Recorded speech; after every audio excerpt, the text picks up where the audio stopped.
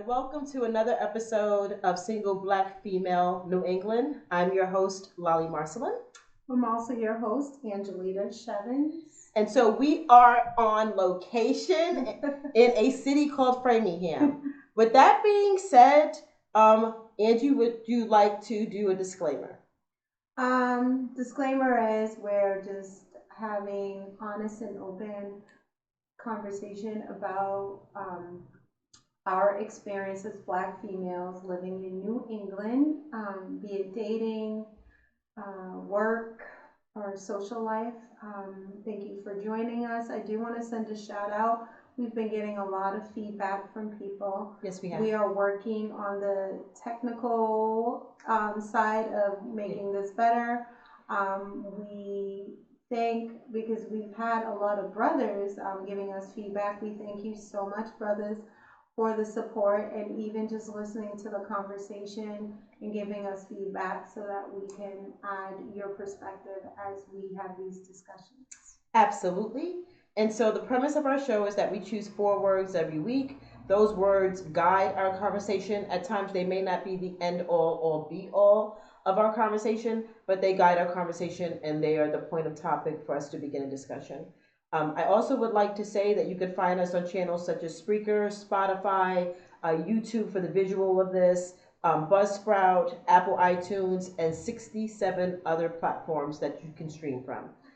Yeah, and for on YouTube, you will do a search of Society in Motion, Single Black Female, and you will be able to view our content.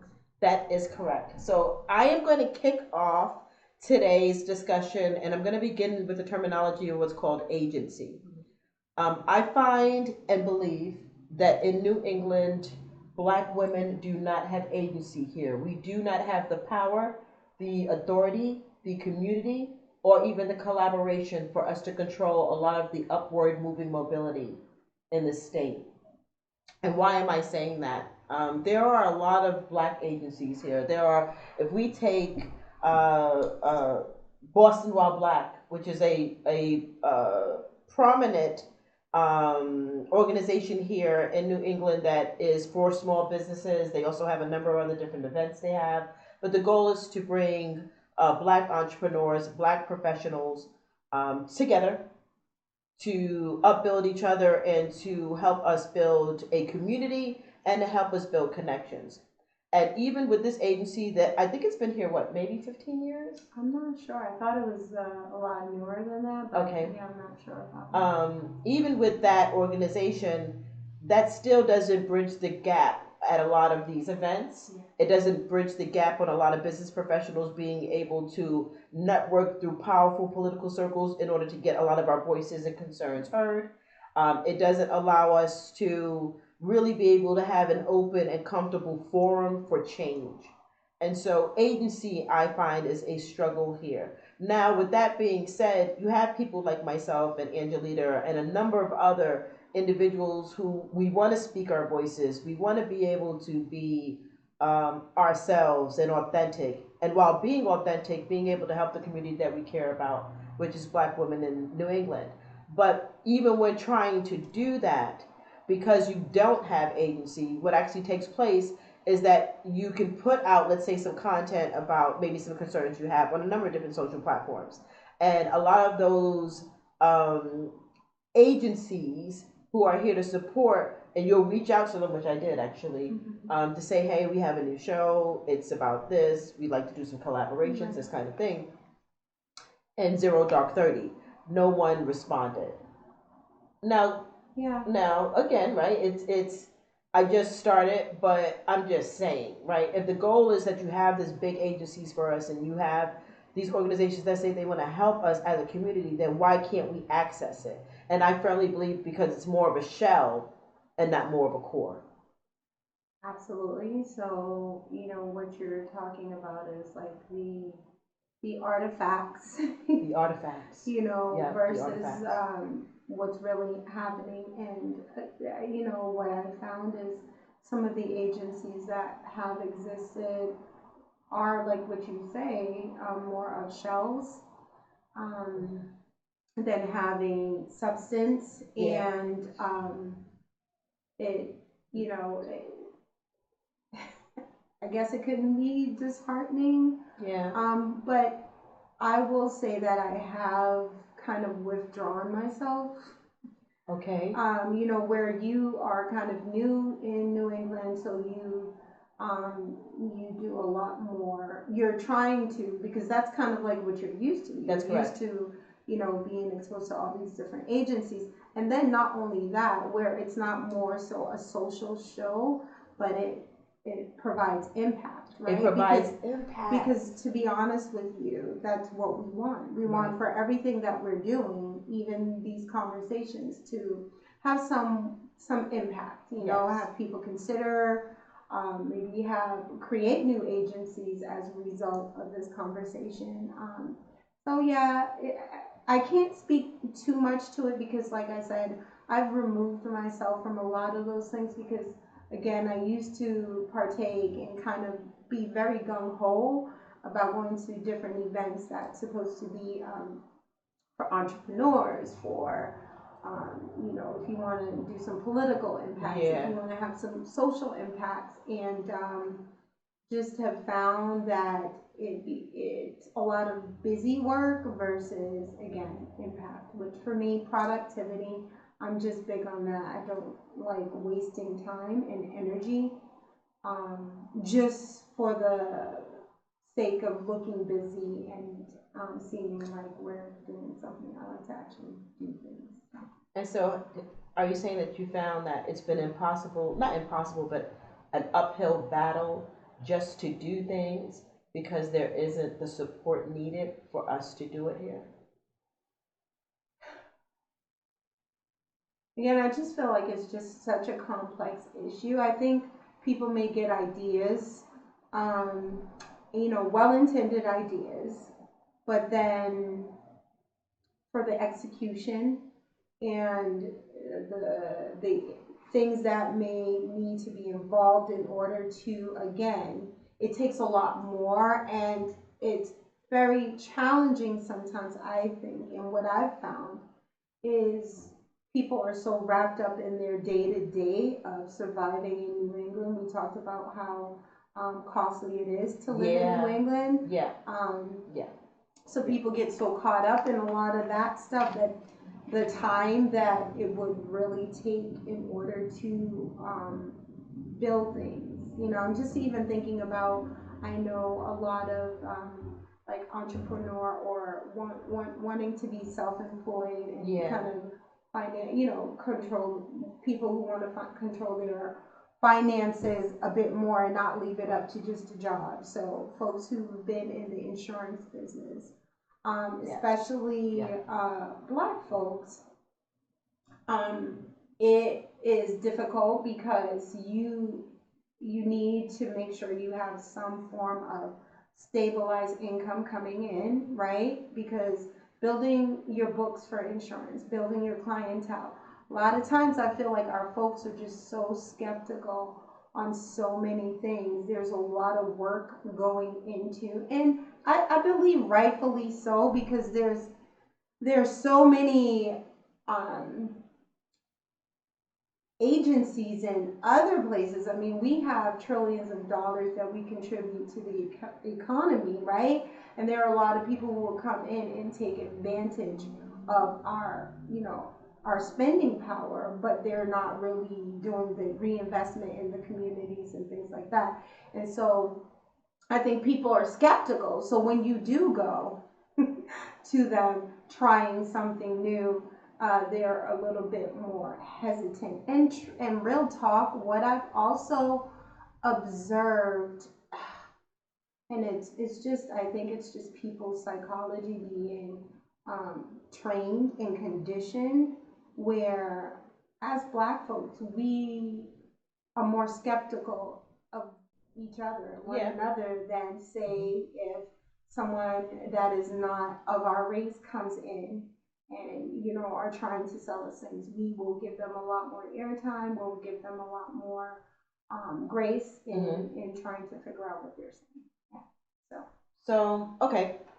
So, and I'm gonna say that we probably wouldn't have that much of a struggle if we were in those type of professions if we had the support of the organizations who are Black established organizations who've been here a while, if they would be more proactive Um, and finding resources on behalf of the community that doesn't, right? That's their job. That's how I feel like that's their job. yeah. Yeah. I mean, you know, like ideally it would be. Ideally it would be their job, but I think for a lot of those agencies that have been able to sustain themselves over time, um, they're kind of worried about their Themselves. yes, Yeah. you Yeah. know,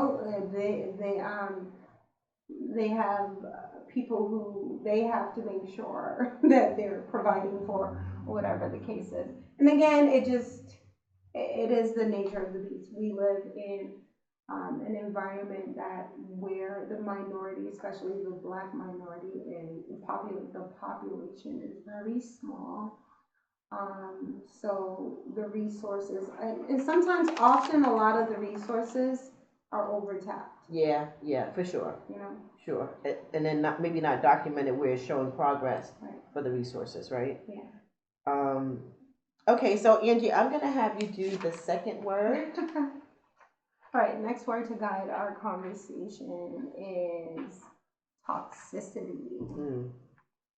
I just was thinking about this word because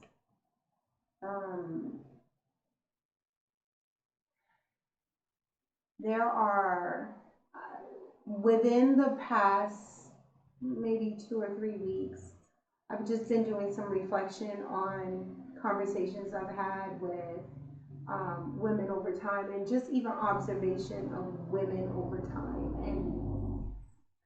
and seeing Black women with light, with who have such good energies, and I would say fortitude in making sure that they've kind of done those things that you're supposed to do in order to, live a somewhat successful life. Yeah. Going to school. And these are women who even had children in their teenage years, just really trying to establish themselves in career and being well-rounded, tackling their mental health, trying not to be bitter because they were burned by someone, or whatever the case is. Yes. However, what I've been noticing and this is kind of like, I want to encourage women to find themselves again. If you found yourself in a relationship that prior to the relationship, you had all this light, you had a good circle of friends, you had a full life where you traveled, you had hobbies, and then for the sake of, because a lot of times, I think, especially in the Black community, like the goal of existing sometimes for women, is to be in a relationship. Right.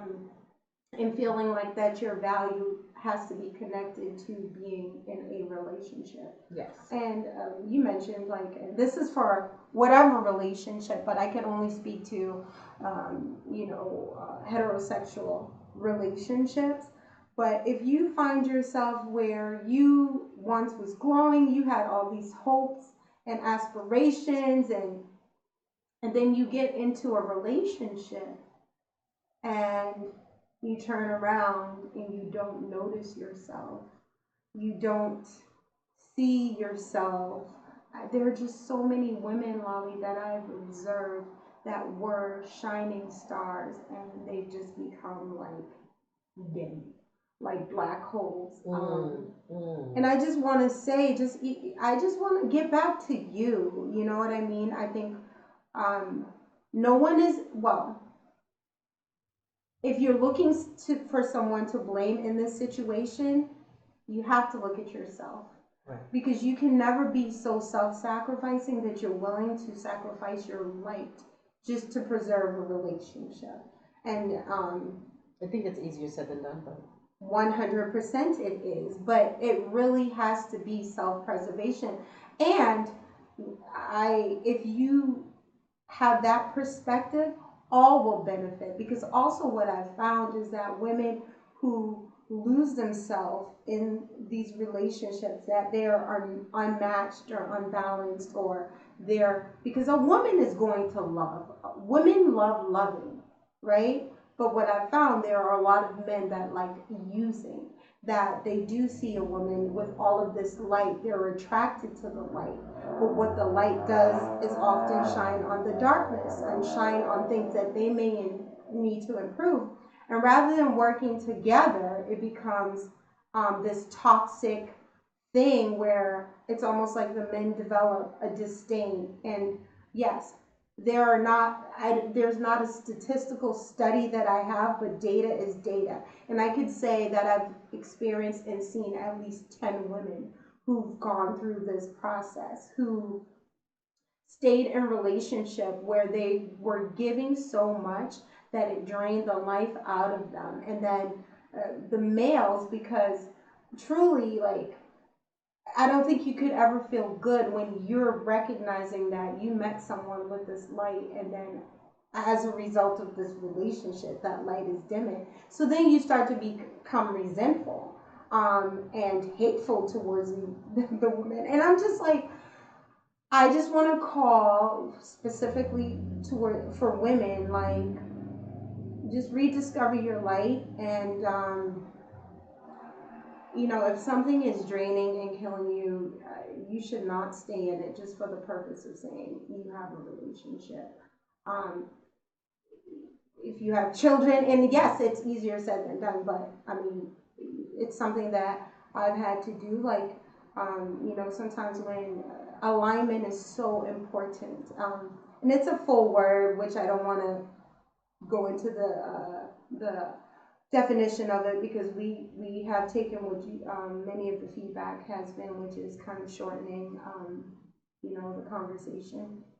But alignment is very important, and I think kind of women setting their boundaries and knowing what it is that um, that they can live with and that is needed, setting those things up and making sure that the person that you connect yourself with is aligned with you, and if not, being okay with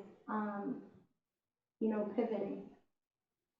Um, so I'm, because you're 1,000% right, Mm-hmm. right? That's why I didn't interject, right? It's like, um, and that's for the male to female perspective, right? But I want to talk about the female to female perspective in New England when it comes to toxicity, because I feel like a lot of women, and this is of course recent situations, um, in New England are so used to having either toxic relationships both growing up, then they move to toxic relationships with men, and then they bring that toxicity over to the female friend relationships.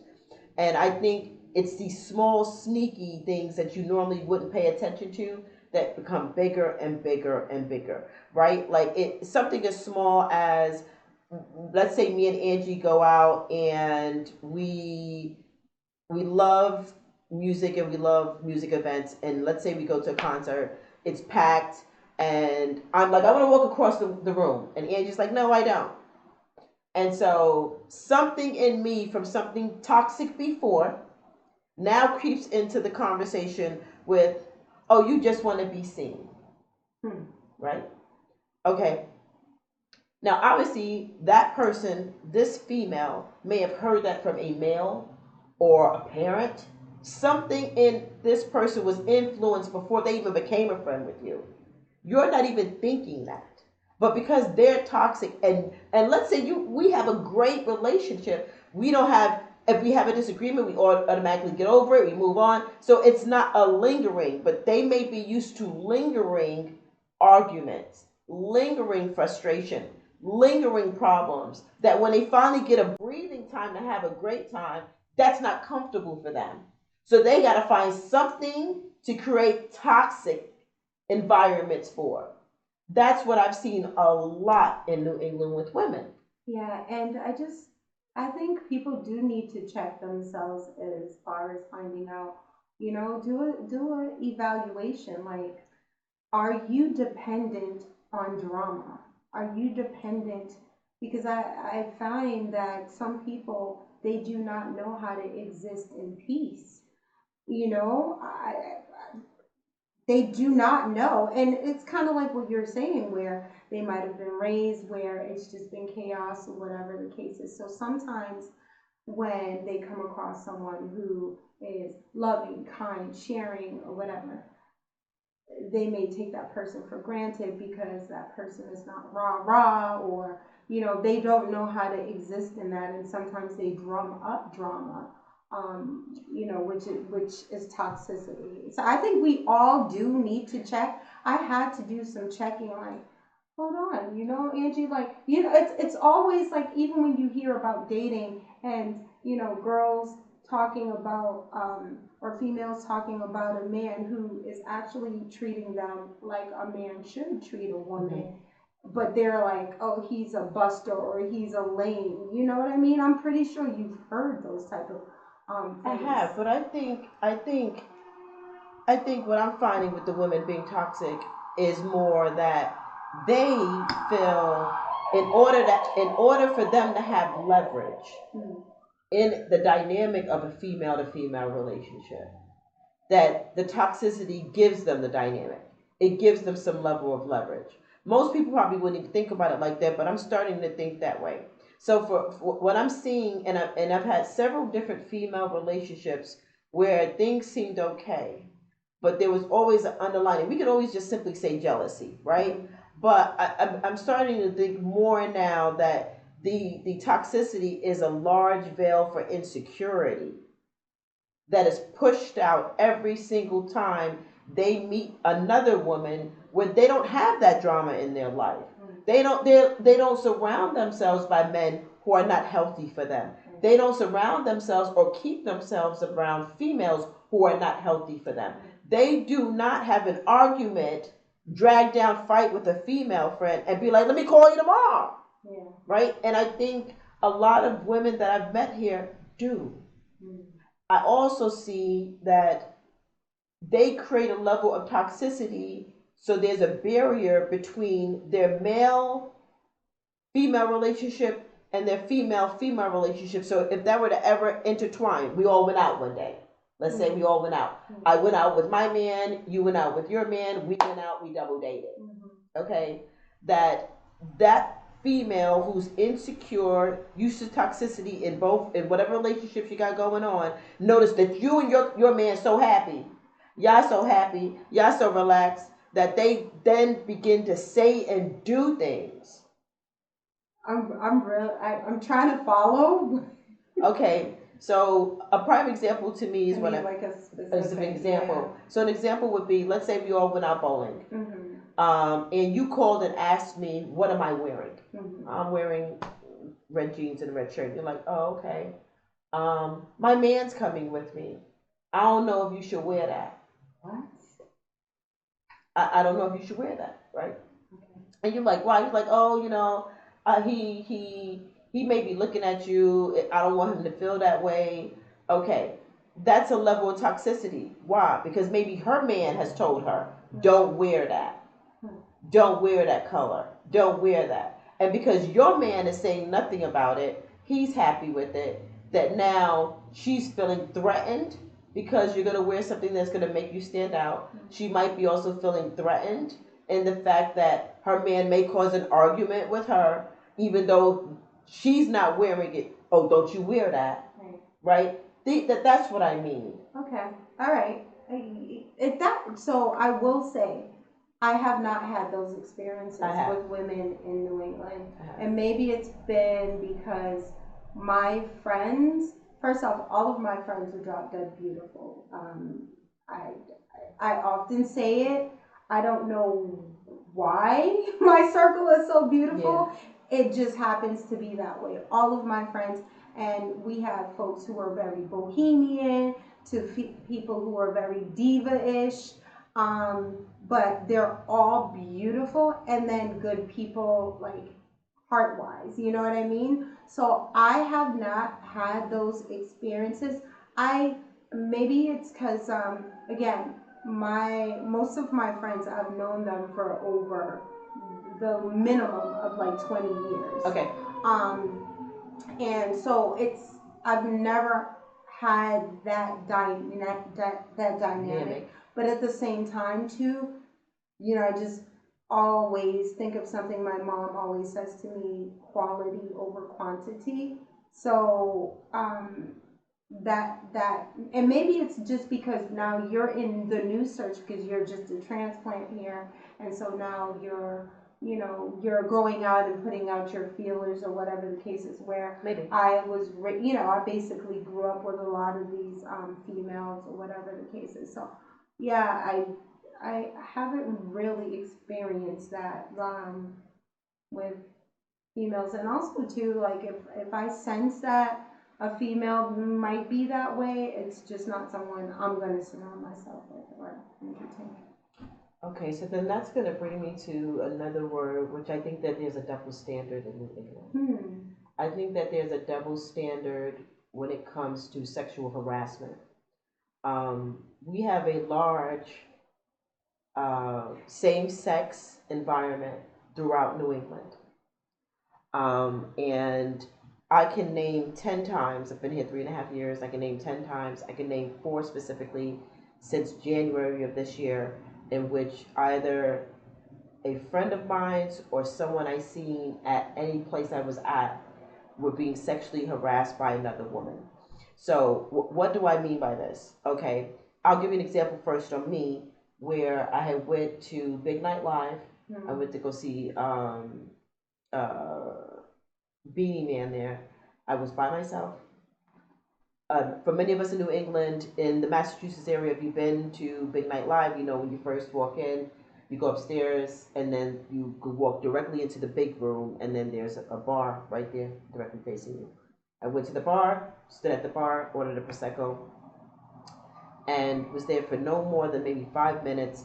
A woman comes up behind me. I want to say she's maybe 5 foot, puts her arm around me. And when I'm here around me, I mean around my neck area. Never seen this person in my life, and starts talking to me. I, growing up in Brooklyn, knee-jerk reaction, bowed her. Because if it was a guy, I would have bowed her too. I would have bowed him too. And I turned around, and she was highly offended. And she said, "Why you do that for? All I want to do is talk to you." And I said, "Because you don't put your hands or touch anybody. It doesn't matter if it's a male or female if they didn't invite that." And she was like, "What you mean? I'm not no dude trying to harass you." I said, "But you are harassing me because I'm not a homosexual. I'm a heterosexual. I didn't ask for those advances. You initiated the advance. Now, if that was a guy who did it, right, you could automatically say, oh, and she wasn't letting up. So this woman wasn't letting up. So then I'm like, okay, well, you're sexually harassing me at this point, right? I could say that because you're mad because you touched me and I'm telling you don't touch me, and then you're in my face getting upset about it. So that was one time. Another time I went to a concert. It was with another girlfriend, you know her. And we're in this concert. We're probably in the 7th row.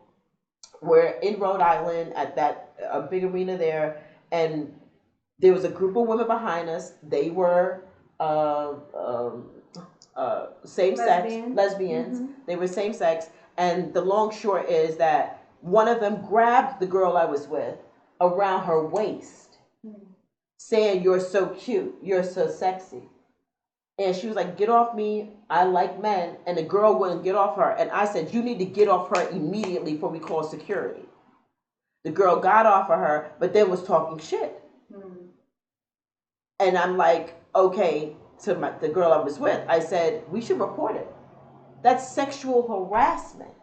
She was like, "How is it sexual harassment?" I was like, "Because somebody who has sexual unwanted touch, that's sexual harassment." And I find that women who are same sex or lesbian or homosexual, whatever terminology you feel comfortable to use, are continually doing it. I've seen it so many times at places. Women just sexually touching women. I had another woman when I went to a birthday, I told you, and this woman grabbed my butt and thought it was cute until I had to check the hell out of her. And she was offended that I checked her. She was like, I'm not touching you inappropriately. You touch my butt. I don't want you to touch my butt. That's not what I do. And I think that there's a double standard in New England, because if it was men who were doing it, it would be more of an outcry. But because women are doing it to other women, women are not saying anything about it. And I'm finding it to be a problem. And so, yeah, I've never had that experience once again. Okay. So, do you think it's just like a New England thing? Because No. you lived in like Atlanta, which has a large gay, LGBTQ population. And Orlando. Yeah. So, did you find that happened there? No. I found that the women there, they'll say you cute. Mm-hmm. They'll like you. Yeah. They'll ask you if you wanted their phone number to go out, but they won't touch you. Yeah. And the women here literally grab and touch on you. Orlando is the same thing. Now, at the time I was in Orlando, women weren't as openly about it. Mm-hmm. If they were in cliques, they were in cliques of it.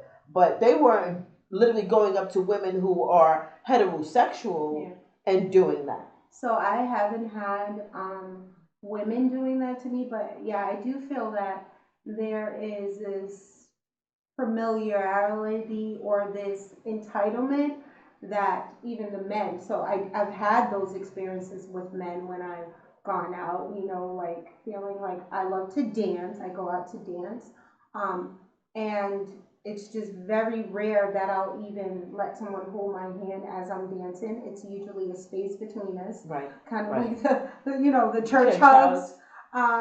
It's always usually a space between us. I usually don't hold anyone's hand. They can't touch my waist. They can't touch me at all. I just want to dance, and we two-step in on the dance floor.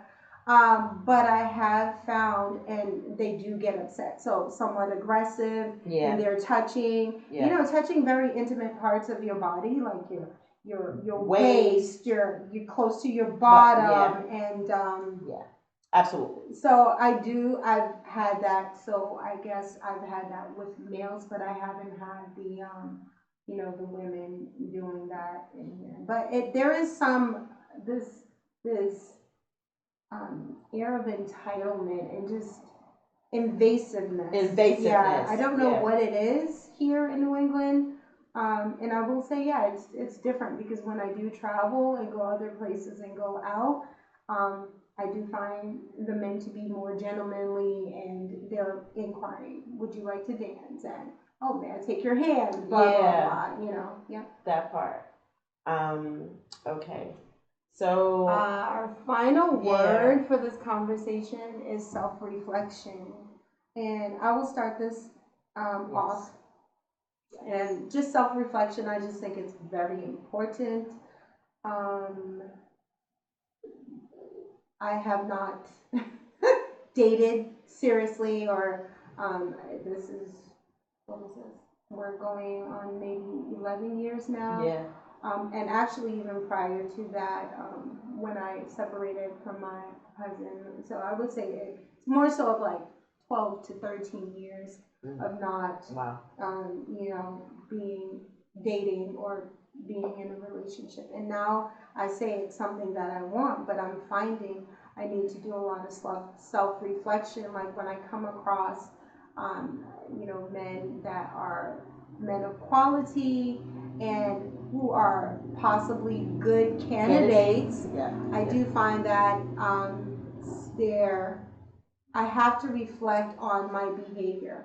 And I think it's just important, because sometimes we think something that we're used to, or something that we've been conditioned to, or things that we've been told that are the ways that things should be, are not necessarily the best thing.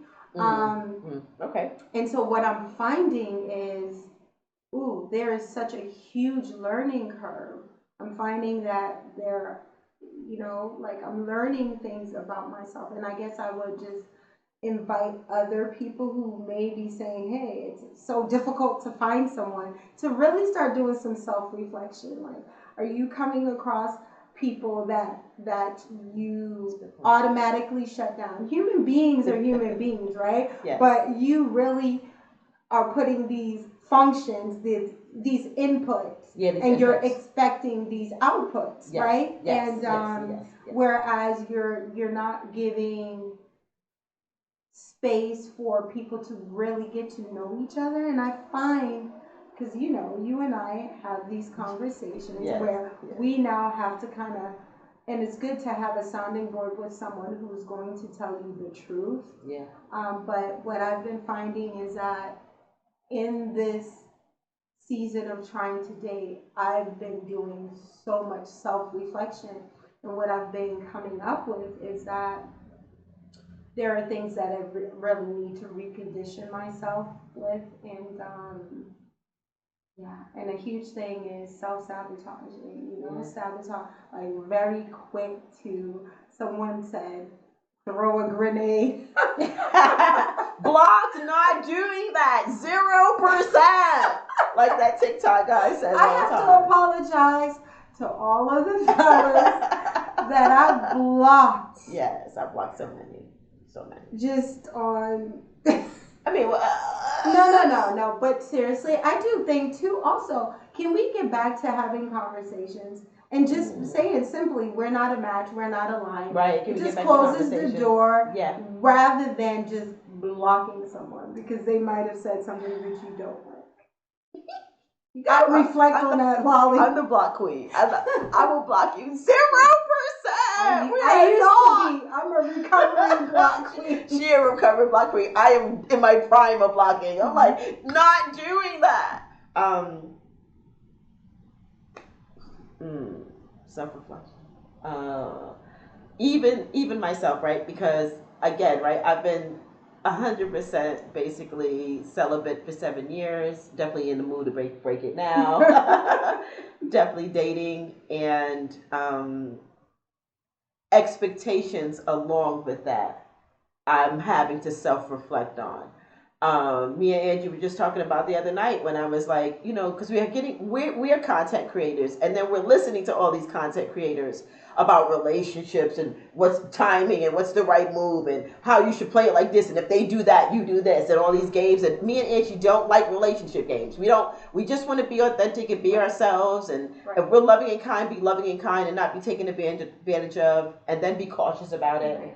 But when it comes down to time, right? Like, I am conditioned when a man says he has my phone number, I'm expecting a phone call in the morning. Good morning, or grand rising, or whatever you want to say. Not whatever. Whatever you want to say, right? So me and Angie love grand rising. Some men don't. Some people don't. We get it, right? But good day, whatever you want to say. And well, I've been conditioned, like, I want to call in the morning, I want to call in the afternoon, and then, you know, when you get home, like, let's have a conversation. But I'm starting to realize that no, a lot of men don't do that, and they're not maliciously not doing it. For the ones who are not maliciously not doing it, they're just doing it because maybe they are too busy, and maybe they don't want to talk to your ass when they get home. They tired. They decompress. They want to decompress. They want to decompress. Yeah. They like you. They're giving you some level of communication. It's early, and the thing is, when someone call it girls math, right? Girls math, right? We're getting a lot, but then we're like, oh, that's blocked, not doing that 0%. I love what this TikTok guy. I love when he does it. But yeah, you're right. Like, we're getting 80%, but because our brains are already trained for, I'm not doing that again. I'm not. If I see any little thing, I'm done. And I think when you say self-sabotaging, you're right. We are subconsciously self-sabotaging and not even realizing it. And we need to self-reflect on, one, why am I being triggered by that? Two, okay, if that is a pet peeve for me, had I even let this other person that I'm trying to date know about it, right? Or am I just making moves without communication? And I'm talking about I want communication, and that's toxic. And that's toxic. Yeah. And that's toxic. Yeah. And then three, am I really giving this person a true fair chance? Two, and you had a situation this week, so I left. I did too. A true fair chance to really show us who they are before making a prejudgment on who they are. Also, too, it's just the self-reflection is stop requiring other human beings to be on this performative base. Yeah, fair enough. Fair Like, enough. and that's Fair because enough. I don't want to. I love that. I don't want to. I don't want that to be how our rules of engagement are going to be judged. Like, so I got to do these performance things and standards or whatever, rather than just getting to truly know a person, appreciate who they are, the essence of who they are, and then allowing them to be authentic, right? So then you can be authentic. I agree. Yeah. Okay, so obviously we have calls coming in. Right. So we have now come up to the end of this episode. Once again, we want to thank our growing audience for taking the time out of their very busy day to listen and sit and talk to us.